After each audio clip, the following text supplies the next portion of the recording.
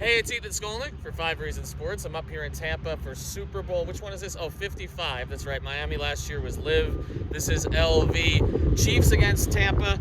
Doesn't feel like all that long ago that Patrick Mahomes was celebrating after falling behind in Miami and then obviously coming back and beating the 49ers last year. Very different matchup this year. All the conversation is on the quarterbacks.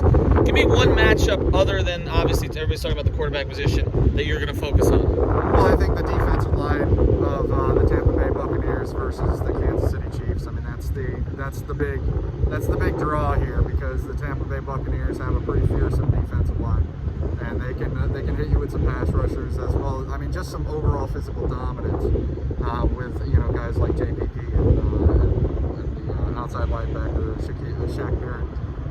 As well as Ndamukong Suh. I mean, it's really quite a defensive line. They're probably the most talented team in the NFL. The Buccaneers are, all the way through, from 1 to 53. So they have a lot going for them, and if they can really just harass the hell out of Patrick Mahomes and never make him comfortable, then you never know how this is going to go. I know a lot of people are predicting the Chiefs, but that's the X factor. Hill and Kelsey. How do the Bucs handle those two players? Well, you can't handle Kelsey by yourself, alone with like Miami did with Eric Rowe. It's just it's not going to happen. It's not going to work out well for you. So it's always a combo coverage. It's always bracket coverage.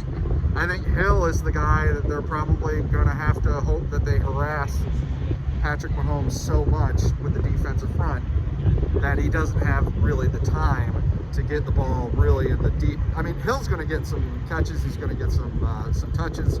That's fine. But it's the deep ball that really that scares you about Hill, Mahomes to Hill. So if you harass him enough with the defensive front, maybe he can't get it to Hill. So they're going to not leave him alone. Obviously, nobody does that.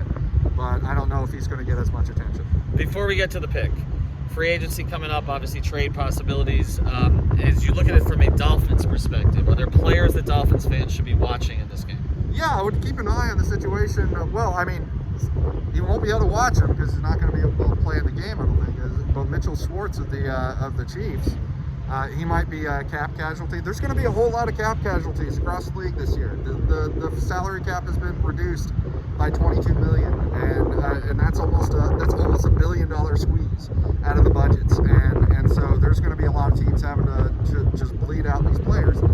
So that's one guy that I would keep an eye on. But the Bucs are surprisingly in an all right cap position next year for how much talent they have. It's really kind of mind-boggling. But the Chiefs, on the other hand, that's where you start to look at some players that might become available. And you look on the offensive line, Austin Ryder, the center, and Miami obviously needs a center. So Austin Ryder is a very mobile center, and that's a key that I think Miami could be looking for. So offensive line, Austin Ryder, Mitchell Schwartz won't play in the game, but keep him in mind. All right, and finally, I'm still going with the Chiefs this year. I do think it's going to be a tight game. I'm saying 34-30. I think we got kind of a classic Super Bowl this year. Who do you like?